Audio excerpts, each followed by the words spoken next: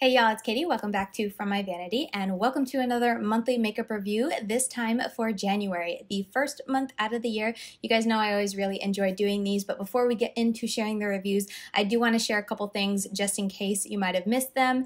First off being that this series is inspired by Samantha March, and I always leave her channel linked down below. I feel like the last couple months I've forgotten to say that, so want to make sure I get that in first before I forget. The other thing I wanted to share is that I am going to be doing my monthly makeup reviews a bit differently from now on. You know, typically these videos are very long. They can be at least 30 minutes, I feel like. I feel like a 25-minute video, a monthly makeup review video for me is pretty short. So I feel like they're usually 25 to 30. I want to say recently I had like a 35.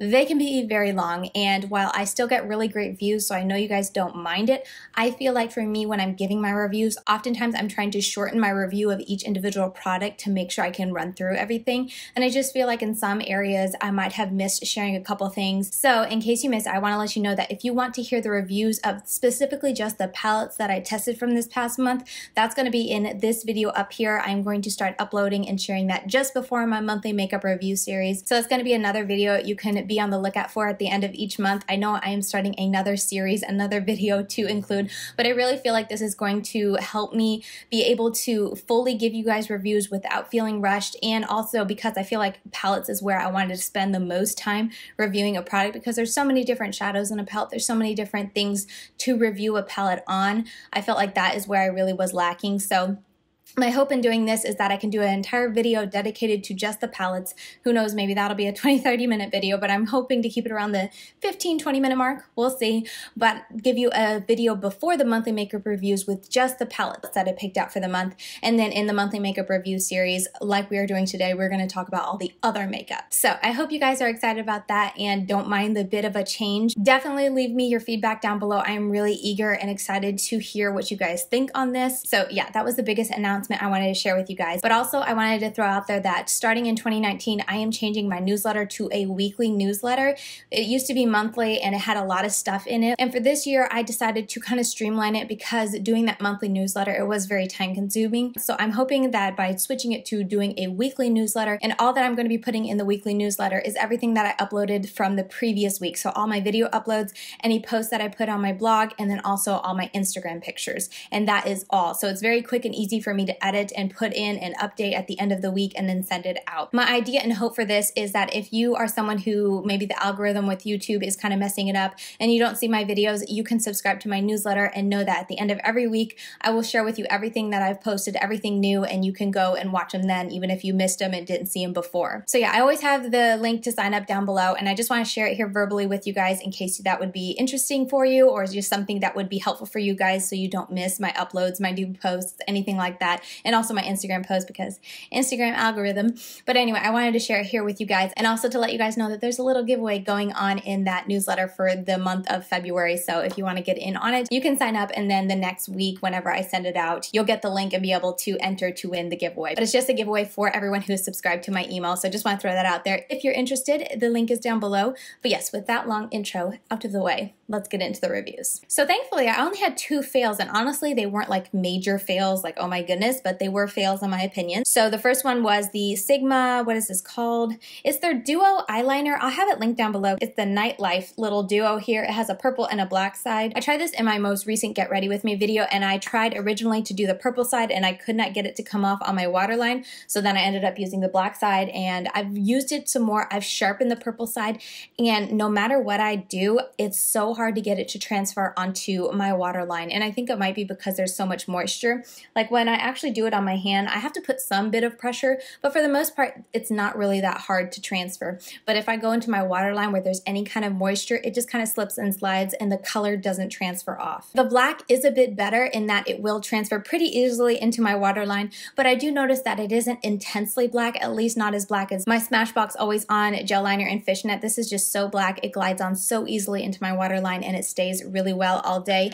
This one is just a little more understated, and I feel like it just wears away a bit faster in my waterline. So while the black was okay, the purple was just a huge dud for me and for my waterline needs. If you're someone who wants to put this on your on your lid, maybe it would work a lot better, but I still feel like you have to put a good bit of pressure to really get it to transfer. But I mean, overall for me personally, it was a dud because the purple wasn't usable for me in my waterline. I don't use these type of gel liners on my actual lid to wing out out or anything like that. So really the only side that I could get some use out of was the black side. And then also I have two other black gel liners that I really love to use and that stick really well into my waterline. And this one was just, it was just okay. So this ended up being a fail for me. The other fail was from Salon Perfect. I tried the Set to Perfection makeup setting spray. This was supposed to be a matte finish. There's actually nothing in this because I transferred it to here because the spray on this is terrible. It just spits out so chunky, so much at one time. You're like dousing your face and not in a good way, whereas this mister here, while yes, you wet your face nicely and evenly, it's a very fine mist, so it doesn't disrupt your makeup. This, I just felt like I was spraying myself with a hose. So did not like the mister. That was one strike against it. Talking about the actual product, it is very heavily scented. I'm not a fan of it, and it's very heavy. When you spray it, it's just like trying not to breathe because it's so intense. It doesn't taste good, so make sure you don't open your mouth. And then also with the actual product, it almost felt like you were spraying hairspray onto your face, which might not be a bad thing, but I just didn't like how kind of sticky it felt for a while afterwards until like it kind of melted into your skin. And then also something else I noticed with it is that I think it's just not very good for sensitive people and maybe sensitive areas, because anytime this kind of got close to being in my eyes, or I felt it kind of get in my eyes would water really bad, and it just kind of burned my eyes. Honestly, it didn't just make them water, it didn't feel good in my eyes. But up until now, I feel like all that is very much personal preference to me, the things that I didn't like about this. So talking about just the lasting power, I do feel like this helps a little bit, but I think the De-Slick helps more, if that makes sense. Like, yes, I definitely felt like I saw a difference when I would use this on one side and then leave the other side just be, and then I would look at my face at the end of the day. I did that many days when I was testing this out, and yes, there was a difference, but honestly, it was such a tiny difference.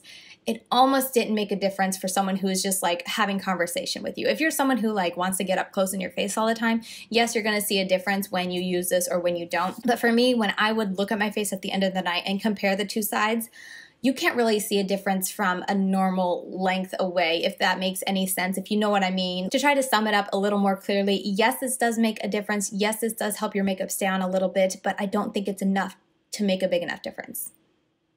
I don't know if that was any clearer, but overall, this was a fail for me. I did not like this product, so yeah.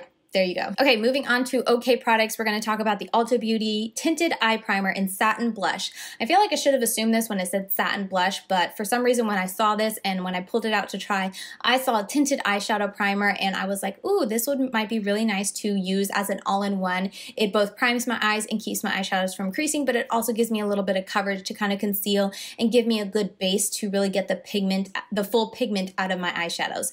But if you guys watch the Get Ready with me, you already know this is like a very shimmery, pinky shade, and that's just something that I am not into. Like, it almost looks like a cream shadow, but when you actually blend this out, there isn't a whole lot of pink that sticks around.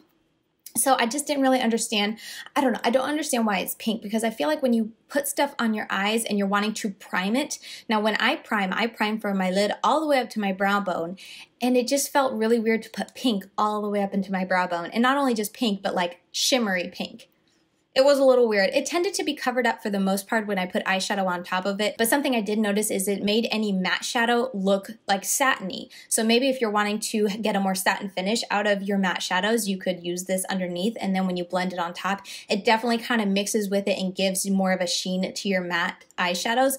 But for me personally, that's something I did not like. Wear Time though, it does a pretty decent job. I did notice that depending on the eyeshadow palette I was using, I would get some fading in my crease area specifically, but maybe if you're someone who doesn't have to worry about oily eyelids, this would be just fine. Overall, that is why this is just okay for me. So next we're going to talk about the BH Cosmetics Studio Pro Waterproof Brow Pomade. This product I thought was really nice. I really didn't have much problem with the formula. I thought it went on really nicely. It wasn't too chunky or weird to apply. It is very creamy and very pigmented, very easy to go onto the brows, but the reason it's in the okay is because I'm just not comfortable doing my brows with a pomade. I feel like it is way too, whenever I do it, no matter how careful I try to be, it's too easy to get too intense for me, and I'm not someone who likes that intense of a brow. So if you're someone who who does like brow pomades, I definitely think this one was a nice one. I didn't notice any wear away during the day, and when I would rub my brows at the end of the night, it took a good bit of rubbing before it kind of started to move and smudge everywhere. So that was nice for the lasting power, and overall I felt like it stayed in my brows really well. It's just for me personally,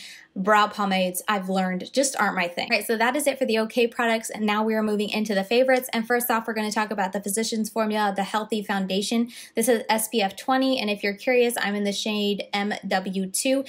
This is just a touch, like honestly, just a touch too dark, and I actually today used the LA Girl. Like I used maybe half a pump of this for my entire face, so it just takes a couple drops of white to lighten it, and I feel like it matches my face really nicely. Moving past the shade, let's talk about the product. I actually really do like this. This is definitely a light to medium in my opinion. Maybe if you're someone who enjoys very light coverage, this will be more of a medium coverage for you. But for me, you guys know I like my full coverage foundation, so this is definitely like light to medium. It's something when you put on, you still see your blemishes, whatever you want to call it, the darker spots peeking through. It's not something that's going to give amazing coverage, but it does give a very airbrush look to your face, and it does give you a very smooth overall look. Now, I do feel like around my nose, it can get a little cakey, so I do have to make sure when I'm blending it in, I spend a little bit more time making sure that's blended out so it doesn't have that foundation-y look, because besides that area, it can look like I don't have makeup on, especially if I go very light with like my powder, my contour, and everything else on my face, and I go very simple with my eyes. It honestly looks like I have like that no makeup look. So I really do enjoy it for that. And lasting power, I actually found to be really nice. Now, maybe this is just because I don't have a lot of experience with light to medium foundations, but typically the ones in the past that I've tried, they tend to not last that well on me, and by the end of the night, I tend to have a lot of it just gone from my face. But this, I was very impressed to see that like a typical full coverage foundation for me, it really only wore away around my mouth and around my nose area where I tend to like scratch at it and move my nose. Now, I do have to throw out there that this is winter, so that is the only way I'm able to review this. I have a feeling this isn't going to be a foundation that works for me in the summer, but we're going to see as the summer approaches. This is definitely a foundation I want to pull back and give a try and see how it holds up on my face through the summer heats and stuff, and as I'm sweating and whatnot and my oils really do come through, because it being winter, it's been pretty cold, so it hasn't had to really fight that much with oil and sweat. So I can't really speak to that, but for the winter, for me right now, in all the times I tried it this past month, I was very pleased with it, and overall, I do think it is very nice. The only con, the biggest con I should say, is I do not like this top because I feel like it gets so dirty, and I like whenever I pull it out, there's always like a puddle here, so I tend to wipe it off because I don't want to just splotch a puddle on my face in one spot, and then it like gets all gunky, so I tend to just clean the top. I don't know. I'm not a big fan of this like doe foot applicator for foundation because I just feel like it gets way too messy, because foundation tends, especially like light coverage like this, is a lot thinner than concealer, so it just gets messier, but that's the only con. So next is this Avon True Color Eye Pencil in the blackest black. It is a twist up pencil, which makes it really nice not needing to sharpen it,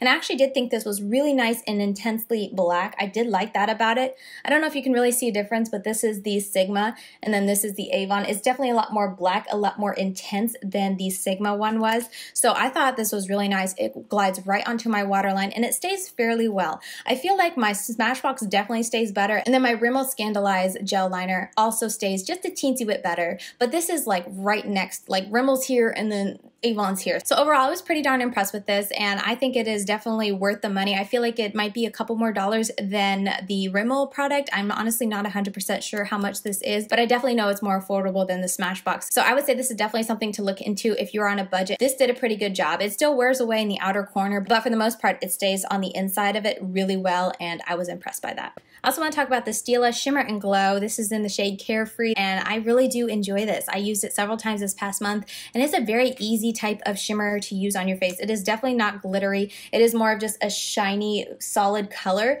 One thing I did notice with this, it is very sheer, so I felt like I enjoyed it more when I put some type of base down where I was going to put this, either concealer or another shadow down, and then put this on top just to give it that shine and reflectiveness and, you know, the more pinky peachy color that it gives. But overall, I did think it was really nice. I liked how it wears, and definitely I think because it is so sheer and so thin, it wears really nice on my lids, and I don't get all the crackly Sahara Desert look on my lids that sometimes you can get with cream shadows or glitter liquid shadows, what have you. So I really liked how it wears. It looked honestly just like an eyeshadow, but a lot more intense and reflective, I felt like. And yeah, overall, I was just really happy with it. Now, I know I've already reviewed these in the past, but I do want to bring it back because I didn't review them when I had a YouTube channel, but they are the Mellow Cosmetics liquid lipsticks, and I love these. Like, I don't know why I haven't pulled for them more. I think it was last month that I pulled one randomly to wear in a video, and I was like, oh, these are really nice. Like, I forgot how much I like them. So when I pulled my makeup, did my Shop My Stash for January, I pulled the two that I own, and I have worn them so much this past month. They are so comfortable to wear. They look just like a regular lipstick, in my opinion, maybe a touch more matte, but they look like a regular lipstick, but they wear so well and they are so incredibly comfortable. Like, my lips never feel super dry. Yes, there is a touch of dryness because they're matte, non-transferring liquid lipsticks, but I just feel like they have a bit more stick to them or something. There's just a little something extra with these that make them wear really nicely. Yes, when you eat, they will start to wear away, but they are that type of liquid lipstick that tends to wear away gracefully in your inner lip area, and they don't give you that stark line that I don't really like. So overall, really happy with these and just want to shout them out here in a video. I really do like them, and I think I had like 10 or 12 of them, and during a declutter I got rid of all but 2, I guess, and now I'm like, Katie, why did you get rid of all but 2? I want more colors, but at least these 2 colors that I did keep are definitely right up my alley, and I wore them a ton this past month. Okay, so let's talk about the Vamp stamp because I feel like I have been shouting its praises all month long. This is the Vamp stamp in the style Vixen. It's a medium, and I'll put a close-up here just to show you what it looks like. And then they also sent me their Vink Vortex Black, like the liquid, to go with this, and they sent me a little brush that went with this liquid. But anyway, I have been using this all month long, and I absolutely love it. I am totally in love, and I totally think this is worth it. If you are someone who enjoys winging out your liner on the daily, you need to invest in one of these because it will make your life so much easier. It is so quick and easy to just like pop, pop, and then you connect them and you're done.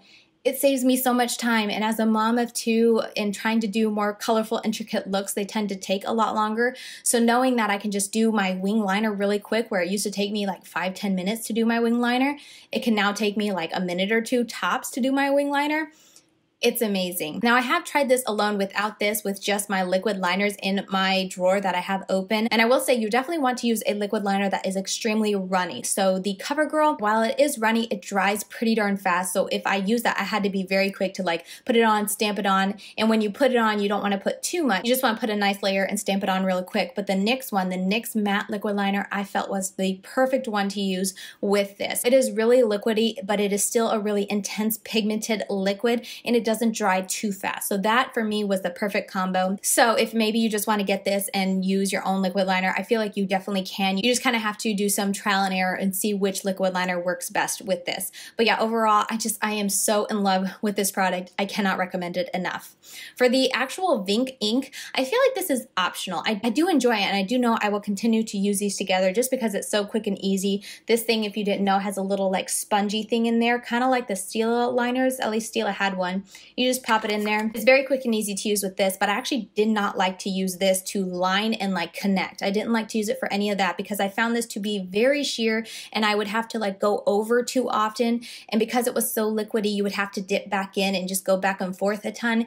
It was too much work, but this works really well as a stamp and just a guideline to pop it on there, and then I would reach for my NYX one to connect them. But I do want to say that, you know, for these 2, yes, they do work really well together, but if you are on a budget, I'd say just get this and then find a good matte liquid liner from the drugstore, like the NYX one, to use instead of this, just to save you a bit of money, because if you bought the both together, they are kind of expensive. So that's just kind of my experience on it. Yeah, like I said, I'll continue to use it, and it does make it really easy just having this little pot to dab it in and go, but I don't especially love it for other purposes like lining the eyes, so it's a bit of an extra step for me. I also do want to say that you don't have to clean this off every time. I was curious to know if it's something that I would have to like every time after my makeup clean it off and whatnot, and I actually found that I could get a couple uses before I would have to clean it off, and it wouldn't like mess up and weird up my wing liner. So just something to throw out there if you are lazy or a procrastinator like me. You can get a couple uses before you have to clean it off. It's just like a silicone tip, so really easy, super easy.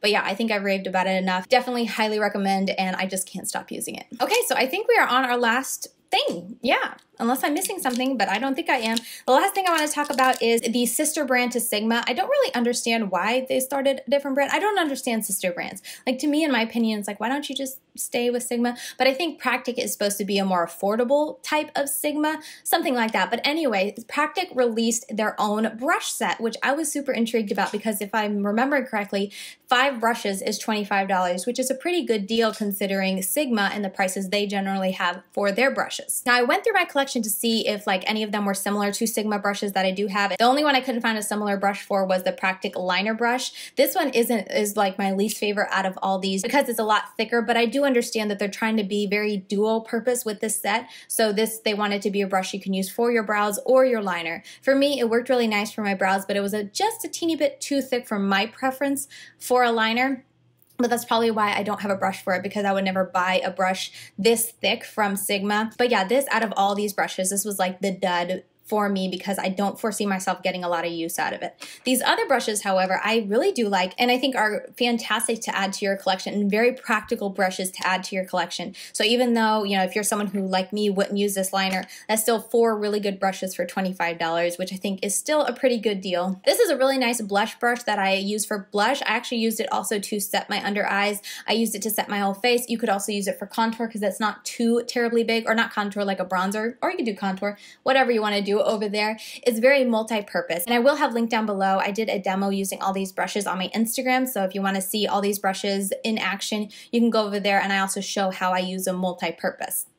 This brush is really nice. It says a foundation brush, and it does work well for foundation. It's a little bit small for my preference, but it does work well. But the thing I love to use this for is my under eye concealer. It's so easy and effortlessly with that dome shape to blend it out, but I do enjoy that it's multi-purpose in that respect. Then, of course, you have the typical blending brush, which I think is fantastic and everyone can use in their collection, and then also the shader brush, which I really do like. I like these types of brushes that are very full, and they just pick up the shimmer shadows so easily and transfer them on. So overall, these were all great brushes. And as I said, I went into my collection to see if Sigma had any matching, and these 4 are the ones that I found like duplicates or just comparative brushes from Sigma. So let's run through them super quick. For the powder brush from Practk, I have the F10 from Sigma, and I'll go ahead and put on the screen here the price for the Sigma brush so you can see kind of like the value that you can save getting the Practk.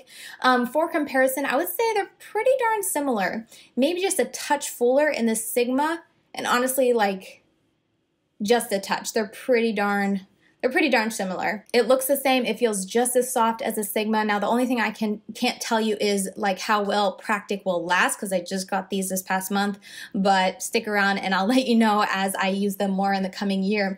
But yeah, overall, it's pretty darn the same as the F10. And as I was saying with this foundation brush, I love to use it for my concealer. And the brush that it made me think of was the F79 brush, which you guys know I love to use this as my concealer brush. This is my most used brush when it comes to blending out my under eye concealer. Please excuse the fact that I got lipstick on it, but okay, so I am so very annoyed because my camera battery just died and I had to let it sit over there and charge for 10 minutes because this is the only battery I have, and I totally forgot to charge it before doing this video, and of course it goes out on the last product that I'm talking about. So anyway, let's just get moving. I hope 10 minutes was enough. Let's find out. So anyway, I think we were just talking about these 2 brushes and just saying that the Practk is a tad bit less dense and not quite as tapered as this brush, but overall it still does the same job as the Sigma F79 brush. Moving on to the Practk large blender brush, I find that it's very, very similar to the E40 brush. They really feel, honestly, almost identical, kind of like the same story I'm finding with all these brushes, just a touch less dense than the Sigma, but it still blends really nicely on the lids. It has a very similar taper, and it's just like the bristles are just as soft as the Sigma one. And then very last up for comparison was the shader brush from the Practk line. The brush I found to be the most similar was a Sigma E55 brush, and honestly, yeah, these 2 brushes feel so similar. Once again, maybe, it's so hard to tell when they're this tiny, but maybe a touch more dense. The cut is pretty much the same. They do pretty much the same thing. Overall, I just find these 2 very comparable. So as I said, I've been putting the prices here on the screen. So overall, if you bought all these individually through Sigma, you would be spending a whole lot more money than if you purchased this set from Practk. But again, it's going to depend on your own personal preference, whether $25, depending on which brushes you would get the most use out of, if it's worth it for you. But for me, if I had purchased this on my own, I still would have felt like I got a really good value getting 4 really solid brushes to add to my collection for $25. And per usual, if you are going to buy, wait till Practk has a sale, because why pay full price when you can buy it during a sale? Okay, so there you have it. Those are all my reviews for the month of January. I really enjoyed being able to kind of go more in depth and not feel quite so hurried, even though at the end I am now hurried because of the blinking red light staring at me. But anyway, hopefully I won't die before I get through this. But thank you guys so much for watching. Definitely let me know what you think about breaking this up and doing a separate video just for the eyeshadow palettes, and then, you know, the regular video for everything else that I tried. I really do hope you guys like this new style, and like I said, I really do think this will help me just being able to give more thorough reviews and not feel like I have to get so short and to the point. I'm sorry if you like the short and to the point, but I feel like there have been products that I feel like I have been either too harsh on or too soft on, because in the end I was trying to condense it to just a couple words. But anyway, let me know what you guys think. As always, I can't wait to hear from you guys in the comments, and I will see you very soon in my next video. Bye guys.